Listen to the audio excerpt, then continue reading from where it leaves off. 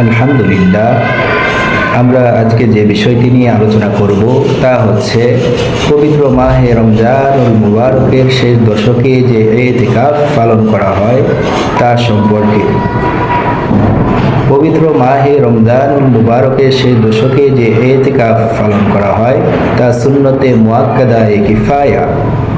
আর সুন্নতে মুআক্কাদায়ে কিফায়া ইতিকাফ হলো পুরো মহল্লা বা গ্রামের মধ্য থেকে যদি কোনো এক ব্যক্তি সুন্নতে মুআক্কাদায়ে কিফায়া ইতিকাফ আদায় করে দেয়, তাহলে গ্রাম বা মহল্লার সকলের পক্ষ থেকে আদায় হয়ে যাবে এবং মহল্লা বা গ্রামের সমস্ত মানুষ গুনাহ থেকে বেঁচে যাবে।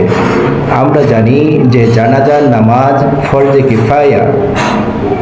জানাজার নামাজ যেমন সমস্ত এলাকার মানুষের পক্ষ থেকে যদি কয়েকজন মানুষ আদায় করে দেয়, তা যেমনইভাবে আদায় হয়ে যায় সকলের পক্ষ থেকে, অনুরূপভাবে পবিত্র মাহে রমজানুল মুবারকের শেষ দশকে যে ইতিকাফ পালন করা হয় তা পুরো মহল্লা বা এলাকার মানুষের পক্ষ থেকে যদি কমপক্ষে একজন ইতিকাফ আদায় করে দেয়, তাহলে এলাকার সকলের পক্ষ থেকে আদায় হয়ে যাবে।